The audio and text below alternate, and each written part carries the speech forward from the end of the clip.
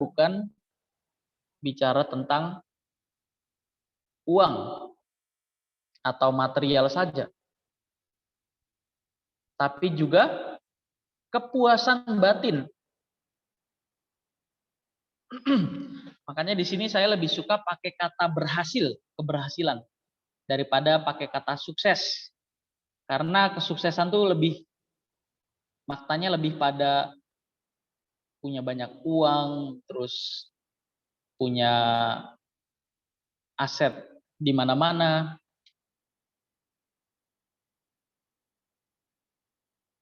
Kalau judulnya 4 harga keberhasilan, berarti keberhasilan itu bukan sesuatu yang didapat dengan sendirinya atau instan.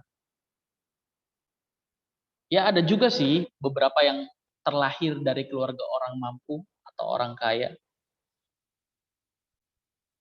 Tapi sejatinya keberhasilan yang diraih dengan usaha kita sendiri, dengan keringat kita sendiri, itu lebih membahagiakan. Karena orang terlahir dari keluarga orang kaya terus dia tidak berusaha, dia hanya menikmati harta orang tuanya. Karakternya jelek, menghabiskan uang, menghamburkan harta. Tapi kalau dia terlahir dari keluarga orang kaya, dia mau berusaha untuk mapan dengan hasil keringat dan usahanya sendiri, itu baru bagus, itu baru keren. Jadi sekali lagi, sukses berhasil itu bukan hanya dilihat atau ditinjau dari segi material, tapi juga dari segi imaterial atau sesuatu yang tidak bersifat materi. Apa tuh? Kepuasan batin. Oh ya, ngomong-ngomong nanti kalau ada yang mau tanya, di tengah-tengah penjelasan saya tidak pernah melarang. Jadi silakan ditanyakan. Kita lanjut. Jika kamu ingin mencari satu orang yang dapat mengubah hidupmu, lihatlah ke cermin. Coba sekarang yang punya kaca, ya ngaca dulu boleh. Jika kamu ingin mencari satu orang yang dapat mengubah hidup kamu, lihat ke cermin. Sehebat-hebatnya kanselor, sehebat-hebatnya guru, sehebat-hebatnya psikolog, bahkan Tuhan, itu tidak akan bisa merubah kamu. Kalau kamu sendiri nggak mau berubah. Ingat, kita ditaruh kehendak bebas. Kita bisa milih mau ngikutin atau nggak ngikutin. Jadi ada di tangan kita masing-masing. Jadi jangan berharap adanya keberuntungan ya. Yang ada adalah hukum tabur tuai. Apa yang kamu tabur pasti kamu tuai. Kalau hari ini kamu kalau hari ini kamu menabur kemalasan, yang kamu tuai adalah hasil dari kemalasan kamu. Susah nyari kerja, terus ekonomi sulit, terus jadi bahan pembicaraan orang, itu buah dari kemalasan. Jadi jangan pernah memasukkan kata keberuntungan dalam kamus kehidupan kita. Karena presentasinya sangat kecil. Dan juga jangan mengharap untuk dikasihani terus. Jangan menjadi sampah masyarakat. Jangan menjadi sampah masyarakat. Kalau bisa nolong, nolong. Kita lanjut ya. Harga yang pertama. Oke, di sini kita bisa mengartikan harga, bisa mengartikan prinsip.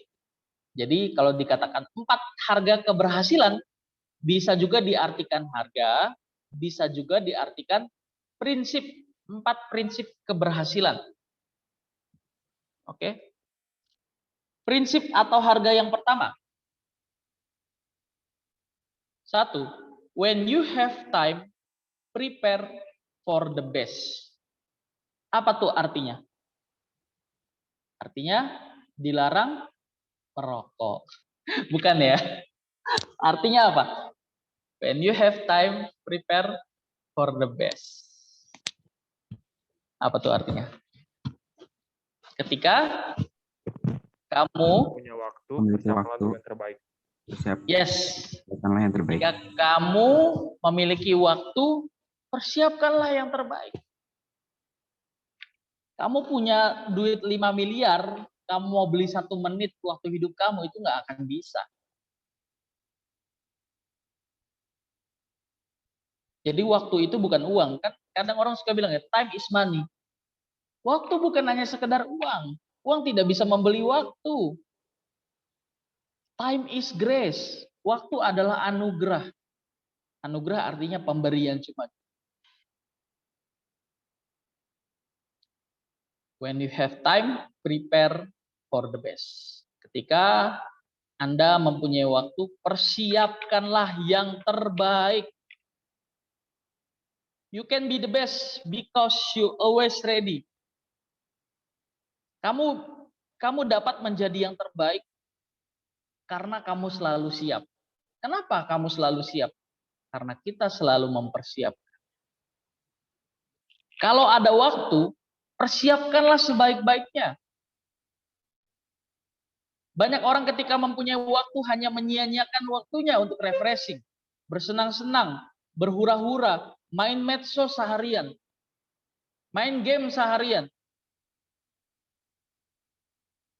Tetapi banyak yang suka menunda dan membiarkan hingga waktunya mendekat, barulah giat setengah mati.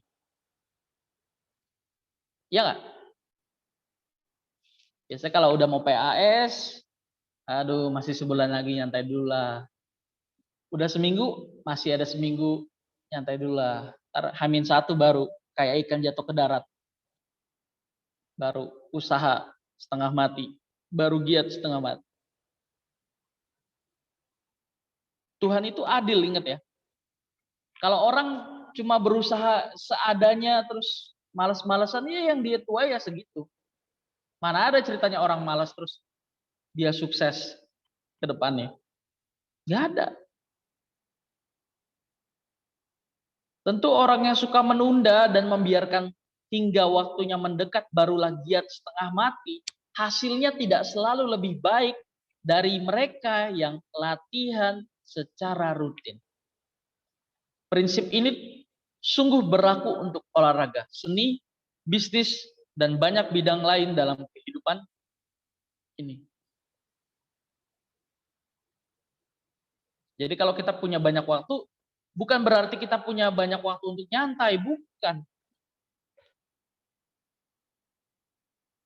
Jadi sekarang kalau kita ini salah satu kaum rebahan ya bertobatlah.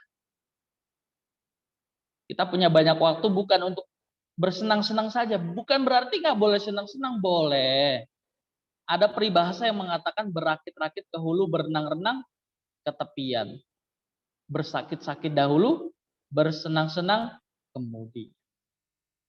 Mau senang duluan baru sakit, apa mau sakit duluan baru senang? Terserah, itu pilihannya di tangan masing-masing.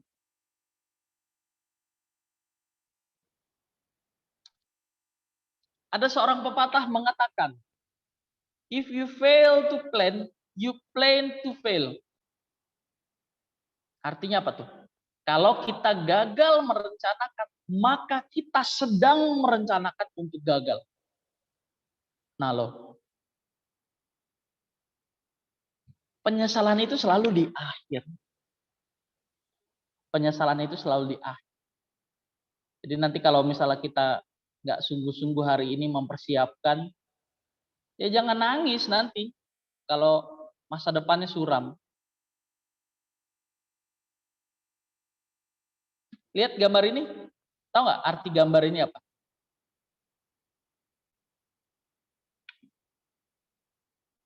Apa tuh arti gambar ini? Meaningnya apa?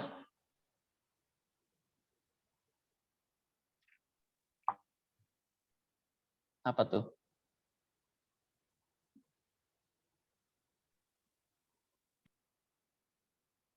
Juar. Ini malu-malu apa gimana sih? Nah, Ada bicara gagal soal merencanakan kan. gimana? Perencanaannya ada yang gagal. Terus Iya. akhirnya salah di itunya. Jadi dari gambar ini artinya atau meaningnya adalah gagal merencanakan. Kenapa kok bisa nggak nyambung relnya? Pasti ini gara-gara nggak ada perencanaan yang matang nih. Asal-asalan perencanaannya. Sama seperti ketika seseorang hendak mendirikan sebuah menara atau gedung, hitung dulu anggarannya. Kalau anggarannya cukup. Itu kata Alkitab yang tadi. Kalau orang hendak mendirikan sebuah menara, hitung dulu anggaran. Kalau cukup untuk mendirikan sebuah menara. Sekali lagi, kalau kita gagal merencanakan, maka kita sedang merencanakan untuk gagal. Ingat, penyesalan ada di akhir. Yang di awal namanya pendaftaran. Maka bayarlah harga pertama untuk menjadi orang yang berhasil. When you have time, prepare for the best. Jika kamu mempunyai waktu, persiapkanlah yang terbaik. Prinsip atau harga yang kedua. When you have chance, do your best. Artinya apa tuh? Kalau kamu Ketika punya kesempatan, kerjakanlah yang terbaik. nice. Ketika kamu mempunyai kesempatan, lakukan yang terbaik. Do your best. Do your best, bukan do the best. Do your best.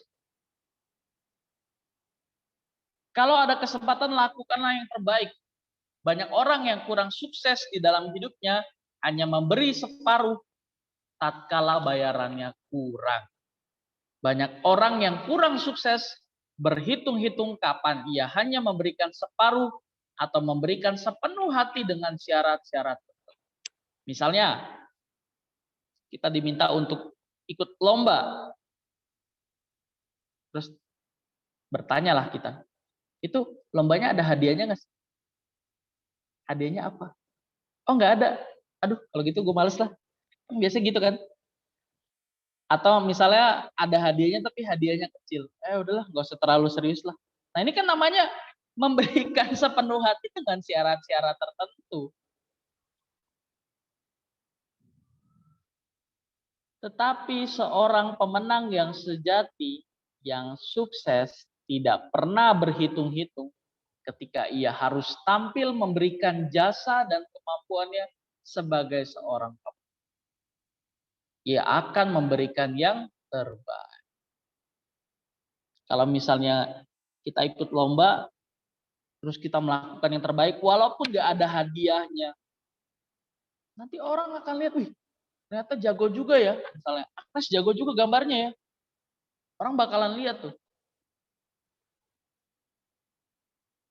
Coba dia hitung perhitungan ya, nggak mau ikut lomba gara-gara nggak ada hadiahnya. Orang nggak akan tahu.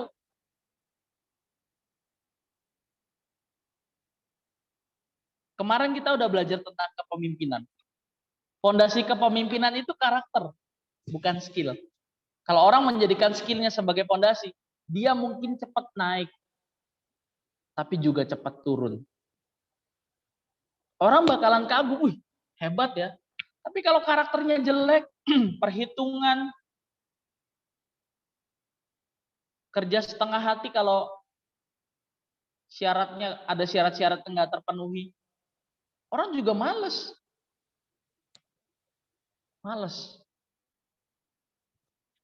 Kita lanjut. Peluang lain bermunculan ketika kita selalu memberikan yang terbaik dalam setiap kesempatan yang datang tanpa mengadakan perhitungan. Peluang lain itu akan bermunculan ketika kita selalu memberikan yang terbaik. Walaupun nggak ada hadiahnya,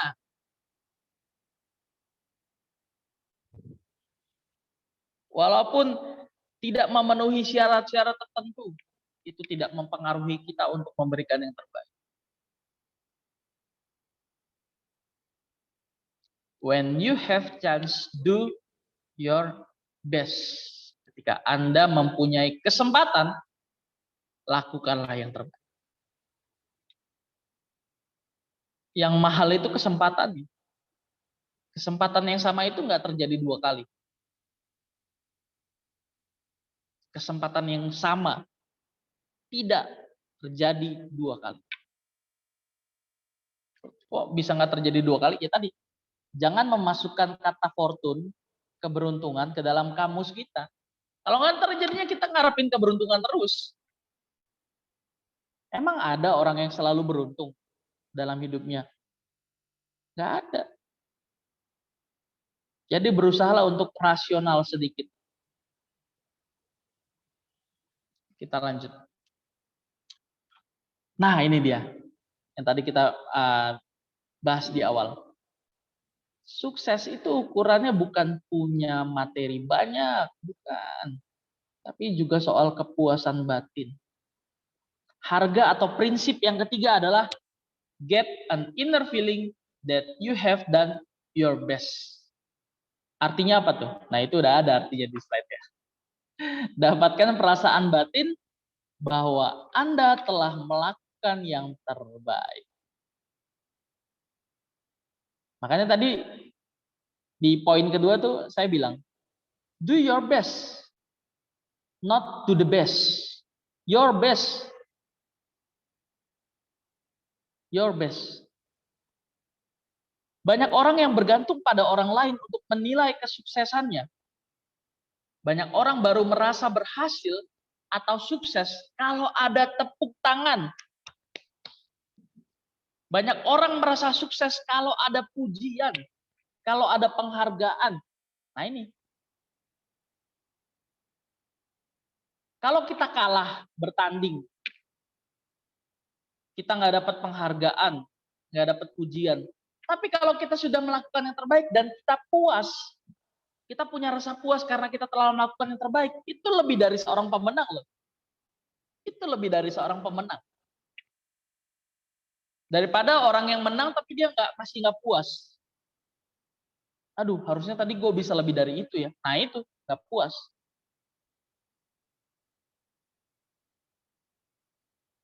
Sekali lagi, banyak orang sukses kalau ada pujian, kalau ada tepuk tangan, kalau ada penghargaan. Namun orang yang berhasil umumnya menyadari bahwa ukuran tertinggi dari keberhasilannya adalah rasa puas bahwa ia sudah melakukan yang terbaik. Kita lanjut. Bisa saja Anda mendapatkan piala dan tepuk tangan, tetapi dalam lubuk hati Anda, saya sebenarnya belum melakukan yang terbaik. Maka Anda belum dapat dikatakan sukses atau berhasil. Ya tadi ya, udah dapat piala juara 1 tapi masih, aduh, harusnya tadi gue nggak gitu ya, gue harusnya bisa buat lebih baik dari itu. Nah itu nggak puas, nggak bersyukur. Ukuran sukses atau berhasil yang sebenarnya adalah bahwa dalam hati kita sudah melakukan yang terbaik. Kalaupun saat ini kita belum mendapatkan yang terbaik, oleh karena terus-menerus melakukan yang terbaik dari kemampuan kita, maka cepat atau lambat piala itu akan menjadi milik Anda. Menjadi milik kita. Fokus ke prosesnya, jangan ke pialanya dulu. Yang mahal itu adalah proses pembentukannya. Piala untuk apa sih kalau kita tua juga jadi piala kosong doang? Jadi pajangan doang? Kita lanjut. Yang keempat, always challenge the limit of your ability. selalu tantang batas kemampuan kita. Sering kali dikatakan bahwa umumnya kita hanya menggunakan sekitar 5-10% dari potensi dan kemampuan kita. Banyak orang terlalu kaku dan merasa sudah puas hingga tidak perlu berkembang lagi. Nah, ini virus. Ngerasa puas, ngerasa pinter, ngerasa hebat, ini virus. Orang yang ngerasa puas, ngerasa pinter, ngerasa hebat, dia nggak akan bisa berkembang lebih jauh lagi. Maka kalau teman-teman perhatikan dalam satu kompetisi, orang yang karirnya cermelang itu malah yang juara 2, juara 3. Yang juara 1 malah biasa-biasa aja. Malah yang juara 2 yang setelah lomba malah karirnya lebih sukses. Kenapa kok bisa gitu ya? Ya itu. Kebanyakan orang yang juara 1 merasa dirinya paling hebat, paling kuat. Ya akhirnya nggak berkembang lagi. Selama kita masih merasa diri kita masih hijau, maka berarti kita masih akan terus belajar dan berkembang. Tapi jika kita sudah merasa diri matang, maka kita tinggal membusuk. Maksudnya apa tuh? Tinggal membusuk. Nggak akan berkembang lagi.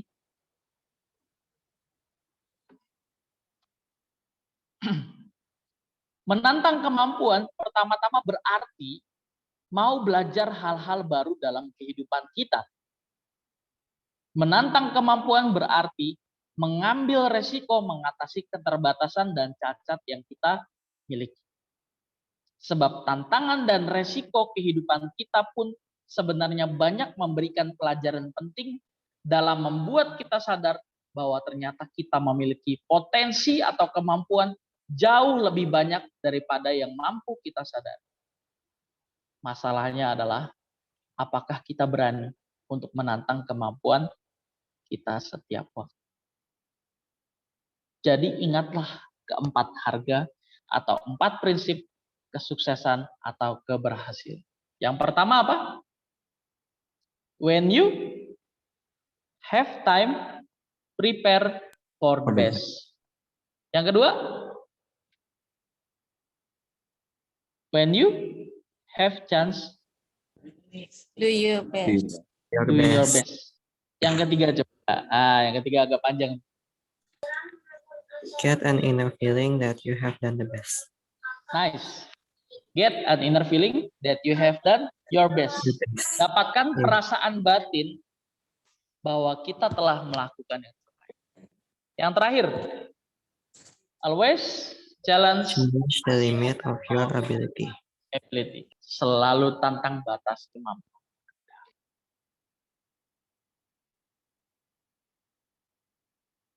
Oke.